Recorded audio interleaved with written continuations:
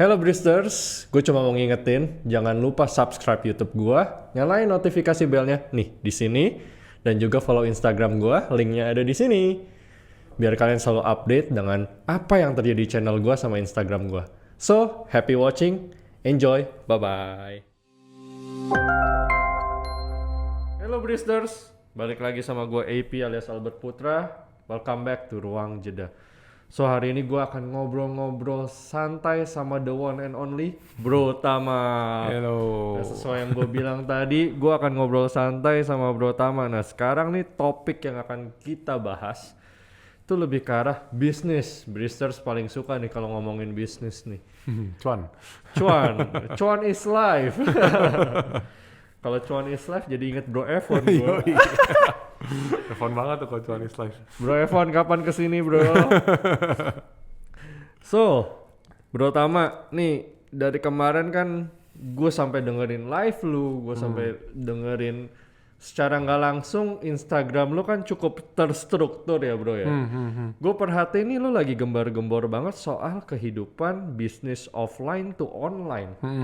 Ya kan? Nah ini gue yakin banget lu bisa jelasin panjang lebar ke kita semua nih. Kenapa sih bro lu bener-bener selalu apa ya kayak gue bilangnya campaign ya. Lu meng-campaign ke semua orang kalau bisnis itu harus online. Kenapa bro? Ya gini ya, soalnya gue jujur nih gue lagi bener-bener ngedalamin bisnis ini tuh kurang lebih 2 tahun kebelakangan ini lah, hampir 1,5 lah kurang lebih. Pertama gue memang masih kayak lumayan skeptis, apa sih big data, kenapa sih semua orang ngejar big data gitu segala, kayak apa yang bisa diutilize dari itu segala macam-macam gitu. Dan makanya waktu itu gue ngumpulin data-datanya lah dari orang-orang, nanya sana sini gitu-gitu, dan gue pun coba ngaplikasikan ke bisnis gue gitu. Jujur ketika gue ngaplikasiin tuh ternyata tuh nggak segampang yang gue pikirin gitu kan, karena ternyata selama ini juga memang ada beberapa pengertian gue tuh yang lumayan salah menurut gue soal bisnis offline ini, kalau tuh online ini gitu. Nah sekarang nih gue udah lumayan ngerti, makanya gue mau nge-share aja sih basically di Instagram gue supaya orang tuh tahu. Jadi gak usah lewatin struggle gue 2 tahun kebelakangan inilah, dan gue kasih tahu lu caranya gimana dan apa sih sebenarnya yang harus lu kejar gitu loh. Karena beberapa ini selama corona ini juga ya apa ya, ada jeleknya tapi baik berkahnya juga sebenarnya. Gue jadi punya banyak waktu buat ketemu sama orang-orang, bahkan gue tuh sempet juga belajar dari anak umur 19 tahun bro. Wow. Yo itu kayak 19 tahun dan 20 tahun ada juga. Dia tuh kayak bener-bener rajanya online gitu lah. Kayak mereka tuh bener-bener tahu how to make the money out of online media gitu kalau menurut gue. Dan gue pun dulu lumayan interestednya pertama yang awalnya tuh karena ini juga sih, karena memang ii gue itu, tante gue itu punya toko di Tanah Abang dulu tuh notabene itu sampai 20-an lebih lah gitu waktu itu. Wow. Terus dia orang kaya lama di Tanah Abang lah ceritanya. Hari ini udah tinggal sisa 6 apa 7 gitu. Karena online inilah intinya. Lucunya lagi, dia punya anak kan 2. Satu memang bantu di tempatnya dia, satu lagi itu kemarin kerjaan yang lain, dan tiba-tiba akhirnya mungkin it didn't work ya, yang kerjaan dia yang lain itu akhirnya dia coba bantuin ii gue juga, tapi bantunya di online, dan pertumbuhan itu sangat sangat eksponensial cepatnya gitu, sampai sewa gudang lah, beli mobil lah, ini ono ini gitu kayak oh berarti emang bener ada ya. Terus begitu gue dalemin dan gue coba aplikasi ke bisnis gue, ternyata memang bener. Rata-rata sekarang customer kita tuh, mereka tuh udah behaviornya tuh udah switching, udah berubah cara pola mereka untuk beli barang. Zaman dulu misalnya, oh gue mau beli ini, gue datang ke sini, gue pengen lihat barang, gue pengen pegang, mau lihat terus gue baru beli. Sekarang tuh banyak beberapa barang yang simple. Contohnya ya kayak baju lah ya, itu paling simpel, paling pertama kali mulai ya itu baju. Mulai dari dunia online, dan emang bener-bener semua orang akhirnya pindah ke sana dan it works gitu kan.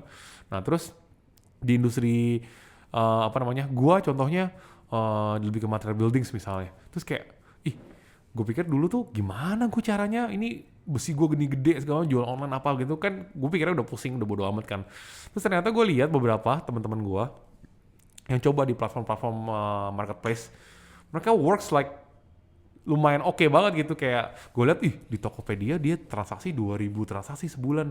Terus satu kali transaksi itu minimal 500.000. Wih berarti ini 1 M juga nih omset dari sini gitu kan. Modalnya apa? Modalnya cuman admin doang berapa orang gitu kan. Dan notabene kalau misalnya lu di office itu berarti ada salesnya, ada adminnya juga, tetap aja lu harus terus kadang-kadang lu harus deal sama sales yang banyak drama, banyak minta aneh-aneh gitu kan. Udah dia yang salah kadang-kadang dia bisa lebih galak, ngambek, nggak mau masuk apa gitu kan. Nah kalau ini kita andalinnya benar-benar cuma platform si Tokopedia ini sama toko online-nya, sama pakai admin, orang yang ngejar mau belanja barang ke tempat kita, bukannya kita mau ngejar orang di situ. Jadi lucu, behaviornya tuh udah switching. Dari dulu kita jemput bola, zaman dulu kita nggak jemput bola, kita kalah nih sama orang yang jemput bola. Nah sekarang ada platform yang bikin kita nggak usah jemput bola pun orang bisa datang ke tempat kita, asal kita jual barang bagus, harganya oke, terus kita juga ngerti caranya online advertisingnya gitu.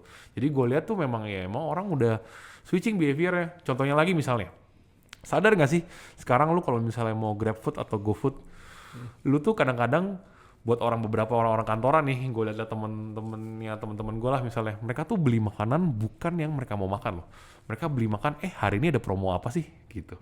Jadi itu semacam kayak behavior switching juga kan sebenarnya, karena dunia online itu udah kayak gini. Jadi misalnya lu mau sebagai restoran, enggak, pokoknya makanan gue enak, orang pasti datang. Udah gak gitu lagi sekarang. Orang tuh lihat apa sih hari ini lagi promo, gue cobain gitu.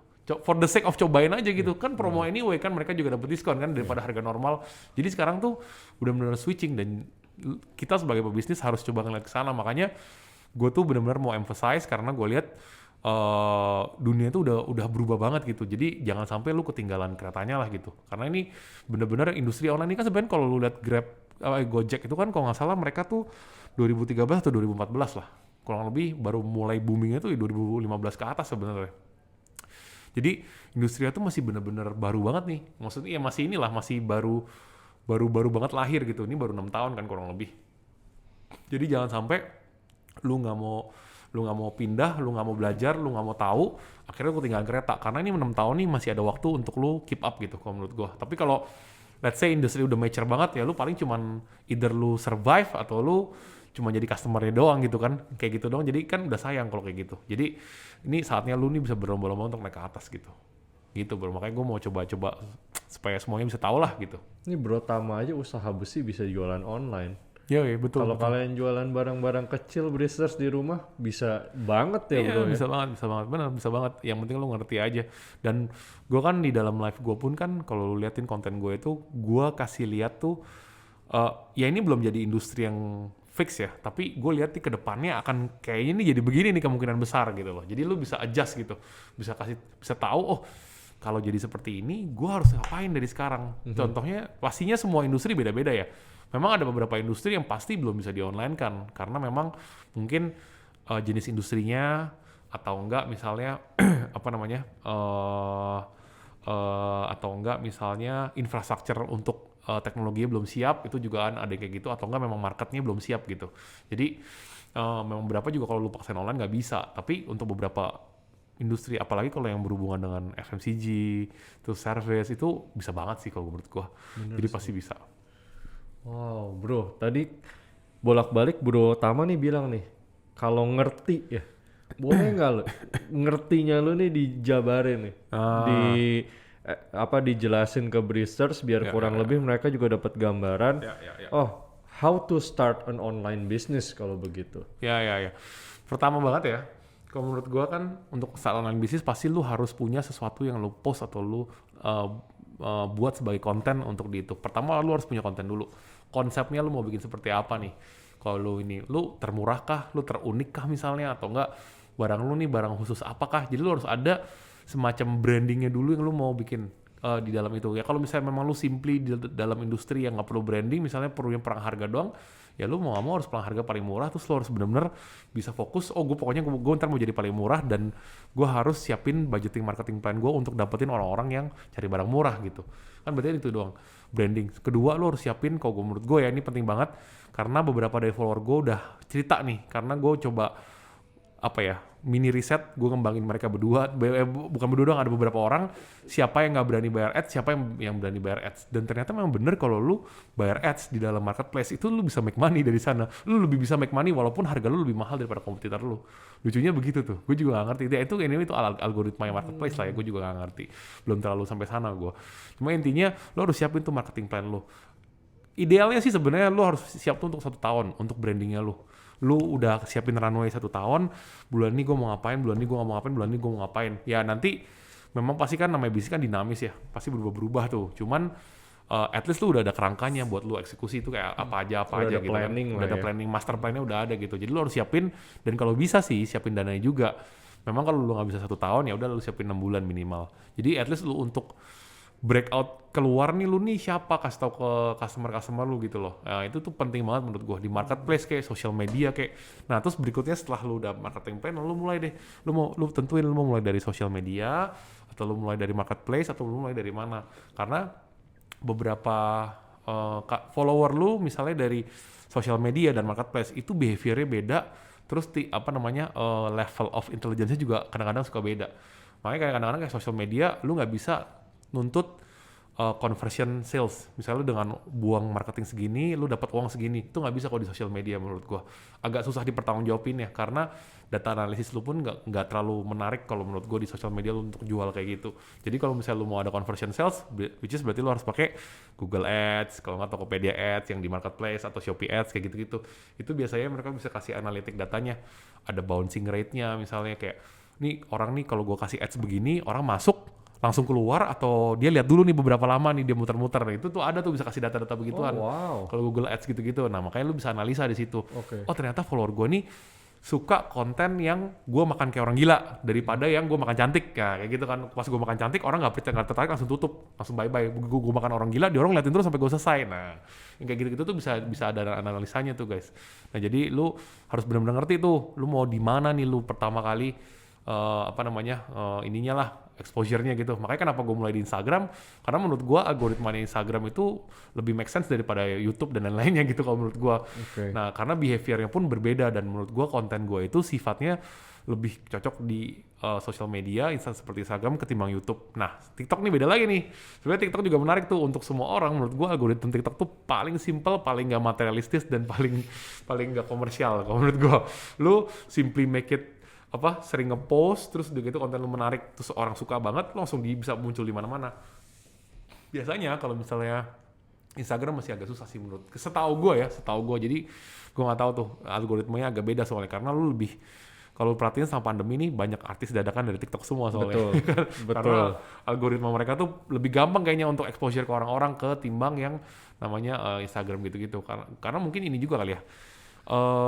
Mekanismenya TikTok kan slide gitu doang kan. Betul. Lu nggak perlu ngetik, nggak perlu klik apa sama sekali gitu kan. Jadi mungkin makanya dia jadi lebih simple, makanya exposure jadi lebih kenceng. Kayak menurut gue gitu. Setuju sih, karena TikTok itu pertama sih ya gue dulu sempat sedikit skeptis ya, karena gue selalu di otak gue tuh TikTok itu tempat joget-joget bro. Iya. Ya kan? Gue tempat skeptis banget soal hal itu tuh. Tempat cabai-cabian joget-joget. Sorry ya, bukannya gue mau merendahkan. Cuma dulu gue punya mindset seperti itu. Dan setiap kali orang ngomong TikTok, di otak gue kerekamnya cuma joget-joget dan joget. Tapi setelah gue masuk, nah gue mau meralat itu semua. Gue banyak dapat ilmu juga dari TikTok. Exactly. Lu kalau gue jujur dari dulu TikTok belum populer, itu gue udah punya akunnya karena gue penasaran, karena gue lihat di luar negeri kan lumayan ada beberapa orang pakai nih, di Cina apa gitu-gitu kan. Gue lihat waktu itu di Indonesia sih memang yang seperti tadi gue bilang, isinya anak-anak joget-joget yang nggak jelas gitu. Waktu itu memang agak kurang berfaedah isinya waktu itu ya. Tapi sekarang pas corona ini kayak yang mungkin yang tadi gue bilang, baik artis dadakan kan, mereka selama ini kreatif tapi nggak pernah ngepost di TikTok, akhirnya mereka pakailah si platform ini gitu. Tahu-tahu naik, dan TikTok kan berani endorse-nya kencang juga. Betul. Di US dia pakai artis-artis yang papan atas tuh, suruh pakai semua kan, akhirnya semua ke bawahnya jadi pakai semua gitu. Jadi akhirnya inilah ekosistemnya hidup di TikTok menurut gua. TikTok itu benar-benar bisa bikin lu lupa waktu loh bro. Benar. Lu lagi duduk scrolling, kalau udah dapat ilmu, lanjut terus tuh ilmunya tuh. Cuma kadang kita juga harus batasin waktu, karena ya balik lagi itu bukan real life ya. Lu cuma dapetin ilmu terus tapi nggak ada praktek ya sama aja bohong kan. Benar. Cuma ya setelah gua sadari memang ada makna dan gue suka share kalau misalnya gak usah jauh-jauh deh soal kalau gue sama keluarga gue biasa soal masak deh makanan. Itu juga informasi yang bisa kita dapat, makanan sehat lah atau cara masak sehat atau maksudnya hal-hal begitu. Amazingly TikTok ada. betul. Dan lebih cepat daripada nyari di YouTube. Bener, kan kayak gue juga kan, gue doyan minum ya, gue doyan minum. Itu Simply banyak tuh bikin resep-resep minuman aneh-aneh, gue coba-cobain kadang-kadang, coba hari ini gitu kan. Terus enak juga ternyata. gue pribadi juga jadi emang gue udah punya akun TikTok juga kan. Dan gue di situ gue memakai itu untuk belajar sih, dan ya puji Tuhan lah jadi bermakna banget sih sekarang TikTok. Ya. Nah, balik lagi bro, tadi lu sempat bilang advertise. Berarti kita harus berani advertise, kita berani mengekspos agar barang kita dikenal. Nah, kalau bicara dari, kita bicaranya budget deh bro. Biasa kan ya orang selalu bingung nih marketing. Kalau gue bayar, let's say, gue marketingin 1 juta, tapi kan gue nggak tahu gue bakal kembali lagi nggak 1 juta gitu. Itu menurut lo gimana respon yang baiknya bro? Ya ini agak susah kalau ini agak susah di ngomongin karena namanya advertising, even lo advertising konvensional aja kayak media, koran, misalnya banner gitu kan memang ada tuh standarnya. Kalau TV itu segini, radio tuh biasa exposure-nya segini, gini. Di dalam dunia online juga mereka ada standarnya, maksudnya bisa kasih lihat berapa, bahkan mereka lebih akurat lagi gitu. Orang lihat mana, yang lihatnya bener-bener sama lihat yang main-main juga bisa dilihat tuh sebenarnya di sana. Cuman tetap kalau namanya conversion to sales nggak ada yang bisa guarantee. Di dunia ini pun nggak ada yang bisa guarantee. Itu 100%. Cuman itu balik lagi nih, tergantung konten lu tuh disukain orang nggak, atau enggak barang lu tuh disukain orang atau enggak gitu. Kadang-kadang soalnya susah ngomong ya. Misalnya ada toko nih namanya Good Ponsel. Dia itu semacam toko jual handphone. Isinya cewek joget-joget semuanya. Dan dia berani, gue yakin banget dia advertise banget tuh. Dan makanya karena video dia banyak yang viral. Tapi kalau lu lihat itu konten-konten dia di sosial media dia, isinya tuh cuman cewek pakai baju ketat, pendek-pendek, joget-joget semuanya. Gak ada yang megang handphone sama satu orang pun. Padahal mereka toko handphone. Jadi lucu gitu. Dan makanya tapi karena itu jadi akhirnya tokonya terkenal. Nah, conversion to sales-nya bagus gak? Bagus banget. Dia cuma mau bikin viral aja. Dia cuma mau bikin viral aja. Terus tuh cewek-cewek joget dibayar nggak? Enggak, itu pegawainya situ semua. Dia sengaja carinya yang lumayan-lumayan semua. Jadi ya gimana ya, tergantung. Susah kalau lu mau ngomong exactly conversion sales-nya berapa. Cuman yang pasti tergantung balik lagi konten lu disukain orang nggak. Terus udah gitu konten lu tuh bisa viral atau enggak sih? Atau enggak barang lu tuh bagus nggak sih sebenarnya gitu. Kayak misalnya kayak handphone aja, kalau ngomong handphone yang dijual di sini lebih bagus. Ayo, come on lah, handphone tuh mereknya berapa sih paling ya kan? Yang dijual di toko ini dan toko yang nggak ada cewek joget-joget itu juga kualitasnya sama pasti. Cuma masalahnya orang pada kesini karena kontennya mereka bagus, menarik. Gue pengen lihat cewek yang joget-joget yang ini nih. Siapa tahu kenalan gitu. Sekali siapa tahu gue bisa tahu, kenal, gue datang gue beli gitu kan. Jadi gitu loh bro. Itu ada banyak komponennya bro, dunia ini nih kayak kreativitasnya tuh benar-benar inilah berguna banget kan. Ini bro Tama point out kreativitas. Jadi oke lah, secara sistem ya A, B, C lo ikutin. Cuma balik lagi ada satu point out kreativitas yang ya mungkin ya tadi gue bisa bilang tidak nyambung sih ya bro ya. Rada nggak nyambung, cuma ya ada benefit, ada point out untuk menaikkan engagement ya, kita bilangnya engagementnya jadi tinggi walaupun sedikit tidak nyambung ya.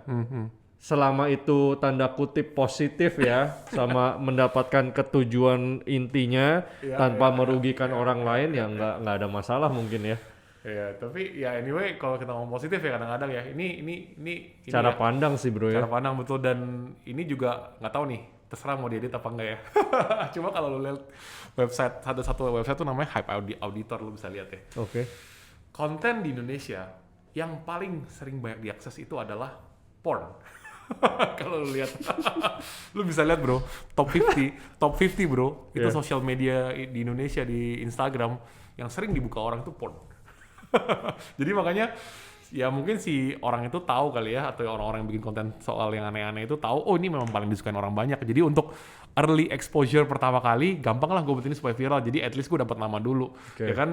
Toh gue at leastnya akhirnya ujungnya bisa bikin barang gitu kan. Ada cara kayak gitu juga. Cuman ya balik lagi tergantung lu pengen gak sih bikin cara kayak gitu kan. Nah, sekarang balik lagi ke hati nurani kita, cara kita berbisnis ya bro. Jadi emang dari awal lu berbisnis ini niatnya gimana? Ya orang beda-beda. Kita nggak mau menjudge ya. Cara orang berusaha tuh udah punya masing-masing lah. Tinggal kalian nih cocok enggak, pilihan masing-masing lah. Kalau emang cocok silakan ikutin. Enggak ya udah. Kita jangan menghakimi satu sama lain lah. Exactly. Nah bro, nih udah lu jelasin panjang lebar nih. Gue pengen mengerucutkan lagi untuk ya sekalian penutup lah ya. Biar breezers di rumah bisa mungkin mulai bergerak nih. Boleh nggak bro kasih tahu step by step? Ya, step by step, nggak usah sampai mendetil banget. Secara general aja. How to start a online business bener-bener kayak misalnya they have the products already. Jadi dia udah punya produk misalnya, cuma dia nggak tahu nih, apalagi mungkin orang-orang yang sudah ada yang lebih tua atau mungkin ada yang nggak ngerti gadget. Apa dulu orang bilang gaptek lah misalnya gitu ya. Boleh nggak kasih panduan hint? Nah Breezers bilang kalian seneng sama penjelasannya Bro Tama dan pingin lebih spesifik, gue janjiin gue akan undang Bro Tama lagi untuk pembahasan lebih lanjut. Oke, Mike, I give it to you. Boleh nggak mulai deskripsiin? Pertama kali banget ya menurut gue nih ilmu ekonomi dasar banget nih, kalau gue bilang ya, lu harus namanya tuh identifikasi industri dulu pertama kali. Barang lu nih bisa dijual gak sih? Itu paling pertama kali harus lu ngerti banget. Terus kompetitor lu tuh siapa aja? Begitu lu udah tau kompetitor lu siapa aja, sebenarnya nih ya, lu bisa contek juga cara dia bagaimana. Tapi at least itu kalau lu mau eksekusi, ini kita ngomong di strategicalnya dulu ya. Strategik pas pertama kali baru mulai, apa aja yang perlu lu pikirin. Nah begitu setelah lu udah tau kompetitor lu mau niru dia apa enggak sih? Nah terus nextnya lu tentuin target lu tuh mau ngapain nih, brandingnya lu tuh mau terkenal sebagai apa nih di dalam sosial media, karena sekarang ini zamannya orang tuh harus kuat di branding, makanya lu udah bakal dikenal sama itunya gitu. Jadi itu penting banget untuk lu tentuin brandingnya apa. Nah kalau lu nih udah oke, lu udah tahu semua, menurut gua lu hitung deh, bikin budget planning misalnya. Lu udah punya nggak sih operasional untuk jalanin ini? Karena online harusnya relatif lebih murah karena modal lu cuma ya kalau harusnya lu udah punya komputer ya atau at least handphone gitu kan, lu operasionalnya di handphone pakai sosial media gitu-gitu lu juga bisa jualan sebenarnya. Begitu udah ada budget planning ke ke medianya, lu berarti harus siapin konten foto. Jadi minimal aja tuh harus ada konten foto, dan konten foto itu tuh nggak boleh misalnya kadang-kadang gue liatin ya orang konten baju dari suppliernya kasih foto begini gitu. Semuanya posting gitu-gituan. Jadi kayak kesannya tuh kayak lu toko fake. Akhirnya orang takut nih, bener gak sih tokonya? Jangan cuma crop foto orang doang gitu kan. At least tuh harus ada foto yang menarik kalau menurut gue. Makanya tadi gue bilang gue ngomong soal modal, at least juga modal harus beli satu lah atau dua lah atau apalah gitu lu beli terus lu foto dengan kreatif gitu. Itu foto bagus itu penting. Kedua, minimal lu harus bikin video juga yang bagus juga gitu. Video apa gitu yang lucu, yang kreatif. Jadi lu bisa bikin apa yang namanya tuh di sosial media tuh engagement lu ke si calon buyer lu lah gitu. Misalnya lu makanan, lu misalnya jualan gorengan, lu bikin aja makanan mukbang gorengan yang kayak orang gila tuh sampai gitu-gitu. Sampai lu makan jadi orang tertarik, itu orang gila tuh makan gorengan, lu lihat deh videonya gitu kan. Terus disebar atau apa gitu. Nah terus ketiga, lu tentuin lagi cara lu mau marketingnya bagaimana, lu mau pakai ads doang atau enggak. Misalnya lu kan zaman sekarang tuh banyak tuh yang giveaway. Di giveaway itu tuh ada bagusnya juga, karena kalau ikutan pakai giveaway itu sebenarnya tuh lu ningkatin exposure lu supaya video lu viral sebenarnya. Misalnya lu bikin video atau foto yang lagi viral, terus lu bikinin misalnya lu bayar giveaway untuk repost foto ini di instastory mereka atau apa, jadi orang crowdnya datang tuh ke tempat kita pelan-pelan. Nah itu tapi itu nggak bisa lu lakuin hanya sekali, harus konstan. Makanya tadi gue bilang lu harus ada marketing plan. Lu harus tahu 6 bulan sampai 12 bulan ini lu mau ngapain aja. Itu jangan anggap namanya gini, ada juga orang pikir ya, aduh gue mah advertising gini nih sebenarnya gue rugi nih, gue buang duit nggak jelas. Tapi lu harus mikir, lu buka toko offline, lu kan harus modal bayar sewa toko juga, atau enggak lu harus beli tokonya, dan lu nanti harus bikin raknya, lu harus bikin ini juga, lu harus employ orang untuk gaji segala macam-macam, itu kan investment juga. Nah kalau di online itu, investmentnya itu ialah platform toko online lu, nah makanya lu bayar advertising itu untuk investment itu, tapi kan lu nggak usah bayar bikin Sewa. rak, iya lu nggak usah bayar sewa, lu nggak usah beli juga gitu kan. Nah jadi lu anggapnya harus investment, makanya gue bilang harus siapin budget untuk 6 sampai 12 bulan. Kalau bisa 12 bulan tuh paling ideal menurut gue. 6 tuh agak mepet karena menurut gue. Jadi dan setelah itu juga lo tentuin juga nih barang lu ini nih top sellingnya tuh di endorse sama siapa sih sebenarnya, kalau bisa top selling oke bagus, karena kan zaman sekarang tuh ada yang selebgram memang gue nge-post aja dia bisa, dia Ya, nge-post aja langsung sold out gitu, langsung Karena bisa diri habis. dia soalnya. Iya karena kan. diri dia. Iya. Tapi ada juga selebgram tuh yang dia memang punya reseller sampai ribuan atau ratusan. Jadi di dalam dia punya di sales distribution channel dia sendiri gitu loh. Yeah. Barang masuk ke dia misalnya kayak sekarang tuh kosmetik, gue udah tahu ada beberapa kosmetik yang sekarang lagi nge-hits tuh, mereka pakai sales distributionnya orang sebenarnya pertama kalinya. Baru nge-booming dari sana gitu. Dia Mereka cuma pakai nama dia tapi minta tolong orang untuk distribute. iya untuk distribute, dan itu dijual sama reseller, akhirnya karena dijual sama reseller di mana-mana namanya nge-hits langsung boom. Intinya kayak gitu, kayak semacam MLM tapi versi distributionnya lah gitu. Iya, Tapi ini iya. bukannya sistem Ponzi, Yes. bukan sistemnya money game gitu-gitu ya. Tapi ini memang ada orang dia punya distribution channel banyak, dia masukin di distribution channel, siapa mau beli, siapa mau jual bisa jual, boom langsung barangnya bagus. Kurang lebih ini jadi part of strategy lah ya. betul. Jadi kalau yang tadi sistem ini Bristers kita bisa bilang reseller lah. ya. Cari banyak-banyakan akar sebagai reseller, bukan Ya. money game, bukan Ya, MLM. ya. Terus kalau misalnya berani, tapi logikanya yang bro jelasin ya tadi ya. Lu nggak bayar uang sewa, lu nggak bayar renovasi, lu nggak ada biaya maintenance gedung atau bahkan ya karyawan nggak akan sebanyak itu. Ya. Masa biaya marketing lu nggak ketutup sih setahun? Iya, itu dia, exactly. Itu dia. Makanya jadi anggap aja itu sebagai investment. Karena orang banyak mikir, ih gue buang duit nih buat apa advertising yang nggak jelas nih sebenarnya. Tapi itu lu anggapnya tuh investasi soalnya. Karena kan toh juga kalau lu bikin toko offline lu harus investasi juga, sama aja gitu. Oke, bro, kalau begitu, gua coba spesifikin dikit. Ya.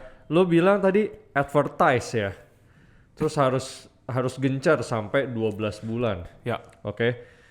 Dalam 1 bulan, menurut lo idealnya berapa banyak advertise yang harus mereka lakukan untuk misalnya ya, let's say kita nggak tahu produknya masih baru, belum dikenal orang. Ya. Harus seberapa gencarnya? Ya balik lagi tergantung lu mau seberapa target lu juga dalam 1 tahun lu udah mau di mana sih sebenarnya. Kalau misalnya memang lu mau maksimal ya semaksimal budget lu aja ada aja kalau menurut gua. Jadi anggapnya seminggu sekali lah gitu. Oh malah kalau bisa Even more. seminggu 3 kali pun lebih bagus kalau menurut gua. Lu tapi maksudnya nggak perlu tiap seminggu 3 kali endorse selebgram juga nggak perlu ya. Kalau memang uangnya ada sih monggo, asal selebgramnya pun harus tepat sasaran ya. Iya. Karena zaman sekarang lu bisa lihat deh, selebgram juga ada yang followernya tuh sampai ratusan ribu. Tapi kalau lu liatin engagementnya tuh rendah banget. Iya. Yang komen dikit, yang like dikit apa gitu-gitu. Itu kan kayak lu harus pinter-pinter lah. Yang benar-benar dia ada brandingnya emang bagus di sana gitu loh. Beli followers bro. Iya, yo, bener. Iya makanya banyak yang kayak gitu juga kan. Jadi lu harus bisa milih-milih juga Instagram mana yang selebgram mana yang punya engagementnya tinggi lah gitu. Jadi kalau misalnya engagementnya terlalu rendah juga nggak bagus. Karena zaman sekarang ini juga sebenarnya kalau di luar negeri lagi udah mulai ngetrennya tuh orang yang ini bro, micro influencer. Jadi yang dia spesifik dalam satu bidang, followernya nggak banyak-banyak amat, tapi super impactful, kayak gitu bro. Itu kedepannya di dunia sosial media juga bakal ke arah sana. Jadi makanya lu kalau punya barang, lu harus lihat nih, yang punya kalau nge-review barang ini pasti sold siapa ya gitu. Lu harus cek tuh bener-bener. Jadi jangan lu sembarangan, gue udah buang segitu banyak, tapi kok nggak bisa sih? Ya lu selebgramnya lu endorse siapa gitu kan? Balik lagi ke situ sebenarnya. Jadi misalnya kalian mau jualan cabe, endorse-nya orang yang makanan, yang suka review makanan, atau jangan review artis kosmetik, ibaratnya kan gitu ya. Benar. Makanya kan kayak kadang-kadang orang tuh suka salah kaprah, yang penting follower banyak, nggak apa-apa nih, hajar nih, sikat gitu. Tapi kadang-kadang tuh nggak impactful. Misalnya nih, kayak lu mau jualan kopi, misalnya kopi mahal gitu ya. Misalnya let's say kopi mahal aja lah, gue nggak tahu kopi apa gitu, merek-mereknya mahal, emang benar-benar enak banget misalnya, atau nggak kopi luwaknya mahal. lu nggak mungkin dong endorse-nya kayak Atta Halilintar gitu. Karena kan Atta Halilintar tuh marketnya tuh lebih general, dia kalau lu mau endorse Nescafe, oh lu bisa bagus banget tuh. Yes, Kopi-kopi yes. yang terjangkau untuk semua orang gitu Yes, kan, dari yes. mulai orang biasa aja sampai orang kaya bisa minum Consumer Nescafe product gitu kan. netral lah. Iya, ya. konsumer produk netral gitu, yang marketnya tuh bener-bener general. Tapi kalau misalnya lu memang mau yang khusus mahal, lu harus cari selebgram mungkin yang follower-follower itu lebih high scale. Misalnya kayak siapa tuh yang artis Indonesia yang jago berantem yang masuk Hollywood juga. Oh, Joe Taslim. Joe Taslim, kayak gitu-gitu tuh. Kan itu marketnya upscale banget tuh. Karena Iya. kan yang ikutin film Hollywood apa gitu-gitu kan pasti dia marketnya upscale. Nah itu lu harus ngertiin lah intinya gitu. Nggak bisa notabene, oh kalau gue panggil si Atta atau siapa nih pasti nih bisa langsung selling gila-gila nih. Belum tentu. Zaman sekarang tuh behaviornya udah mulai switching soalnya. Gitu bro. Bristers, berarti ini pesan bagus banget dari Bro Tama. Kalian sebelum mengeluarkan duit, kalian harus analisa dulu nih. Betul. Karena oke lah, biaya kalian dipangkas dari yang tadi, sewa nggak ada, biaya listrik, maksudnya buat yang misal punya toko itu hilang semua. Cuma sekarang kalian harus tahu target market kalian sesuai enggak. Betul. Karena kalau target market nggak sesuai, itu benar-benar yang kita namakan buang duit. Ya, betul. Bakar betul. duit bukan investasi. Ya betul. Ya sama aja kayak lu bikin toko offline misalnya, lu kan harus pinter-pinter juga. Masa iya lu buka toko baju di tengah-tengah tukang daging? Itu kan udah salah bener kan? Ya kalau lebih kayak gitu lah. Lu harus pinter pilih marketnya sama tempat lu mau, sama budget advertising lu mau kemana aja sih lu buang duitnya gitu loh. Oke. So Bristers, itu udah dijelasin banyak banget. Kalau kalian nggak gerak sih, Bro Tama samperin lo ntar lu ditutor langsung seharian penuh lo. Wah, malah pada mau kali ya bro. Bristers nih sedikit ilmu mengenai offline to online. Nah buat kalian yang pingin nanya lebih spesifik, boleh langsung tulis pertanyaan di kolom komen di YouTube atau ke Instagram gua. Nanti juga gua taruh tuh di description, ada link Instagram gua sama Bro Tama. Jadi di situ kita bisa ngobrol, kita saling belajar lah kita bicaranya ya. Jangan lupa juga like, subscribe, share kalau emang ini bermakna, bisa membantu orang banyak ya. Nah, bila video ini seru, viral bro, gue janjiin kalian gue akan undang Bro Tama lagi. Kita akan bahas lebih dalam, lebih spesifik lagi sesuai dengan pertanyaan yang kalian berikan. Semoga aja ya bro ya. Ini benar-benar video gue harap bisa membantu semua orang untuk menjadi lebih baik, menjadi sukses lah. Amin. Oke. So Bro Tama, thank you. Ini Bro Tama soalnya ada rencana lagi abis ini, gue nggak bisa tahan dia lebih lama lagi. Thank you for coming. Thank you udah luangin waktu cukup lama sama gue nih, udah 30 minutes ya. Bristers, so AP sign out. See you next time. Bye bye.